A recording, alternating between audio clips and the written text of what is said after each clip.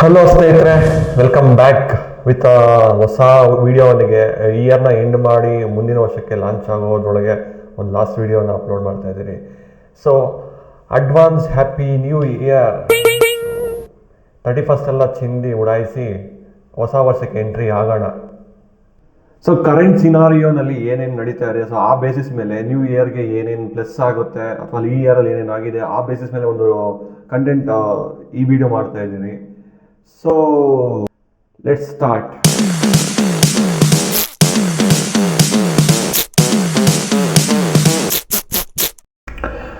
2024 so ಸುಮಾರು ಜನ ಡಿಪ್ರೆಷನಲ್ಲಿ ಇರ್ತೀರಾ. ಸೊ ಏನು ಸಾಧನೆ ಸಿಗ್ತಾ ಇಲ್ಲ, ಏನು ಅಪ್ರಿಸಿಯೇಷನ್ ಸಿಗ್ತಾ ಇಲ್ಲ, ರೆಕಗ್ನೈಸೇಷನ್ ಸಿಗ್ತಾ ಇಲ್ಲ ಅಂತ ಅಂದ್ಬಿಟ್ಟು ತುಂಬ ಯೋಚನೆ ಮಾಡ್ತಾ ಇರ್ತೀರಾ. ಹೊಸ ವರ್ಷ ಹೊಸ ಅವಕಾಶ ಅಂತೂ ಅಲ್ಲ, ಆದರೆ ನಿಮ್ಮ ಹಳೆ ಗುರಿ ಏನಿದೆ ಅದಕ್ಕೆ ಹೊಸ ದಾರಿ ಆಗುತ್ತೆ, ಹೊಸ ಜೀವ ಸಿಗುತ್ತೆ. ಸೊ ನಿಮ್ಮ ಹಳೆ ಗುರಿ ಮೇಲೆ ಮತ್ತೆ ಫೋಕಸ್ಡ್ ಆಗಿ ಮತ್ತೆ ಒಂದು ಪ್ಲಾನ್ಸ್ನ ಮಾಡಿ ಸೊ ನಿಮ್ಮ ಗುರಿ ಕಡೆಗೆ ನೀವು ದಾರಿ ಮಾಡ್ಕೊಳ್ಳಿ.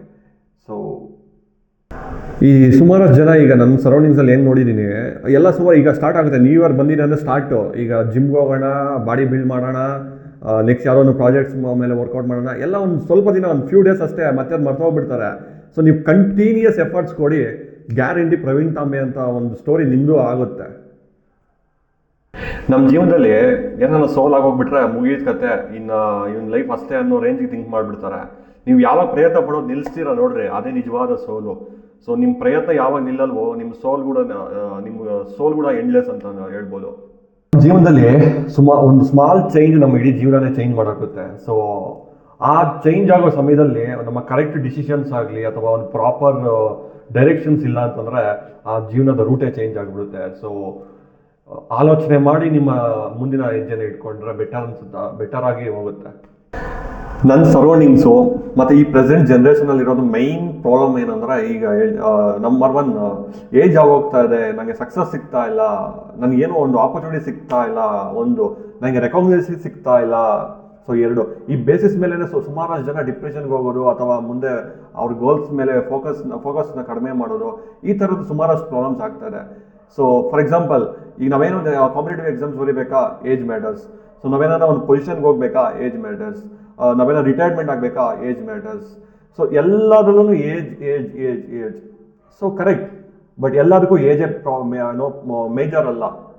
ಸೊ ಯಾಕೆ ಅಂತ ಹೇಳ್ತಾ ಇದ್ದೀನಿ ಅಂದರೆ, ಸೊ ಇಲ್ಲೊಂದು ಎಕ್ಸಾಂಪಲ್ ಇದೆ. ಸೊ ಈ ವ್ಯಕ್ತಿ ಬಗ್ಗೆ ನಾನು ಮಾತಾಡ್ತೀನಿ. ಸೊ ನೀವು ಹೇಳ್ತೀರಾ age is not A number, age is just A number ಅಂತ ಹೇಳ್ತೀರಾ.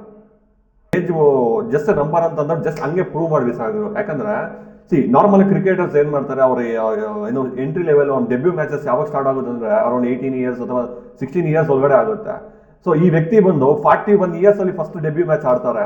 ಸೊ ಫಸ್ಟ್ ಏನೋ ಇಂಡಿಯನ್ ಮ್ಯಾಚ್ ಆಡ್ತಾರೆ, ಇಂಟರ್ನ್ಯಾಷನಲ್ ಮ್ಯಾಚ್ ಅಲ್ಲ, ಫಸ್ಟ್ ಮ್ಯಾಚ್ ಅವತ್ತು ಆಡ್ತಾರೆ ನೋಡಿ. ಸೊ ಆ ವ್ಯಕ್ತಿ 41 ಇಯರ್ಸ್ ಅವರು ಕಂಟಿನ್ಯೂಸ್ ಪೇಷನ್ಸ್ ಇಂದ ಅವರು ವೆಯ್ಟ್ ಮಾಡ್ತಾರಲ್ವಾ. ಸೊ ಆ ಪೇಷನ್ಸ್ಗೆ ಮೆಚ್ಚಬೇಕು. ಸೊ ಫಾರ್ ಎಕ್ಸಾಂಪಲ್, ಈಗ ರಾಹುಲ್ ದ್ರಾವಿಡ್ ನೋಡಿ.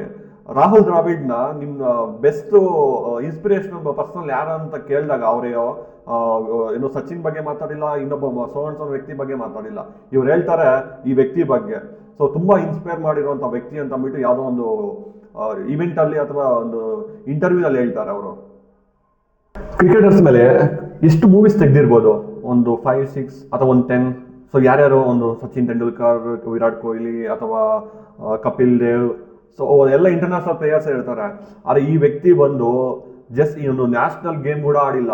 ಸೊ ಆ ವ್ಯಕ್ತಿ ಮೇಲೆ ಒಂದು ಮೂವಿ ತೆಗೆದಿದ್ದಾರೆ ಅಂದರೆ ಆ ವ್ಯಕ್ತಿ ಯಾವ ಥರ ಇನ್ಸ್ಪೈರ್ ಮಾಡಿರಬೇಕು ಪೀಪಲ್ಸ್ನ. ಸೊ ಅದನ್ನ ಹಾಟ್ಸ್ಟಾರಲ್ಲಿ ಒಂದು ಮೂವಿ ರಿಲೀಸ್ ಆಗಿದೆ, ಕೌನ್ ಹೇ ಪ್ರವೀಣ್ ತಾಂಬೆ ಅಂತ ಅಂದ್ಬಿಟ್ಟು ಒಂದು ಮೂವಿ ಇದೆ. ಅದನ್ನ ನೋಡಿ ನಿಮ್ಗೆ ಅರ್ಥ ಆಗುತ್ತೆ ಆ ವ್ಯಕ್ತಿ ಯಾವ ರೀತಿ ಲೈಫಲ್ಲಿ ಸ್ಟ್ರಗಲ್ಸ್ನ ಫೇಸ್ ಮಾಡ್ತಾನೆ ಅಂತ ಅಂದ್ಬಿಟ್ಟು. ಪ್ರವೀಣ್ ತಾಂಬೆ ಮುಂಬೈಯಲ್ಲಿ ಹುಟ್ಟಿ ಗಲ್ಲಿ ಕ್ರಿಕೆಟ್ ಆಡ್ಕೊಂಡು ಅವರು ಏನೋ ಪ್ಯಾಷನ್ ಜೊತೆಗೆ ಹೋಗ್ತಾರೆ. 15 ಇಯರ್ಸ್ ಅಲ್ಲಿ ಆಡ್ತಾರೆ, ಇನ್ನು ಸ್ವಲ್ಪ ಬೆಟರ್ ಆಗಬೇಕು ಅಂತ ಹೇಳ್ತಾರೆ. 18 ಇಯರ್ಸ್ ಆಗುತ್ತೆ, 20 ಇಯರ್ಸ್ ಆಗುತ್ತೆ, 25 ಇಯರ್ಸ್ ಆಗುತ್ತೆ. ಸೊ ಬಂದವರೆಲ್ಲ ಇನ್ ಸ್ವಲ್ಪ ಇಂಪ್ರೂವ್ಮೆಂಟ್ ಅಂತ ಹೇಳ್ತಾರೆ. ಸೊ ಅದು ಏನಾಗುತ್ತೆ, ಬರ್ತಾ 30 ಇಯರ್ಸ್ ಆಗುತ್ತೆ. ಸೊ ನೀನು ಚೆನ್ನಾಗಿ ಆಡ್ತಾ ಇದೆಯಾ, ಆದರೆ ನಿನಗೆ ಏಜ್ ಮ್ಯಾಟರ್ ಆಗ್ತಾ ಇದೆ, ಮೇ ಬಿ ನಿಂಗೆ ಅವಕಾಶನೇ ಸಿಗಲ್ಲ ಅಂತ ಬಿಟ್ಟು ಹೇಳೋರು ತುಂಬಾ ಜನ ಆಗ್ಬಿಡ್ತಾರೆ. ಸೊ ಆದ್ರೆ ಒಂದು ದಿನ ನಮ್ಮ ಇಂಡಿಯಾ ಕೋಚ್ ಆಗಿರೋಂಥ ಇವರು ನಮ್ಮ ರಾಹುಲ್ ದ್ರಾವಿಡ್ ಅವ್ರು ಹೇಳ್ತಾರೆ, ರಾಜಸ್ಥಾನ್ ರಾಯಲ್ಸ್ ಅಲ್ಲಿ ಮ್ಯಾಚ್ ಅಲ್ಲಿ ಅವ್ರು ಕೋಚ್ ಆಗಿರ್ತಾರೆ ಅವಾಗ. ಸೊ ಇವ್ರ ಪರ್ಫಾರ್ಮೆನ್ಸ್ ನ ಇವರು ನೋಡ್ಬಿಟ್ಟು ಒಂದಿನ ಕಾಲ್ ಮಾಡಿ ಇವ್ರಿಗೆ ಒಂದು ಅವಕಾಶ ಕೊಡ್ತಾರೆ. ಸೊ ಅಲ್ಲಿಂದ ಪ್ರವೀಣ್ ತಾಂಬಿಯ ನೆಕ್ಸ್ಟ್ ಲೈಫ್ ಸ್ಟಾರ್ಟ್ ಆಗುತ್ತೆ. ಗೆದ್ದೆ ಗೆಲ್ಲುವೆ ಒಂದು ದಿನ, ಗೆಲ್ಲಲೇಬೇಕು ಒಳ್ಳೆತನ.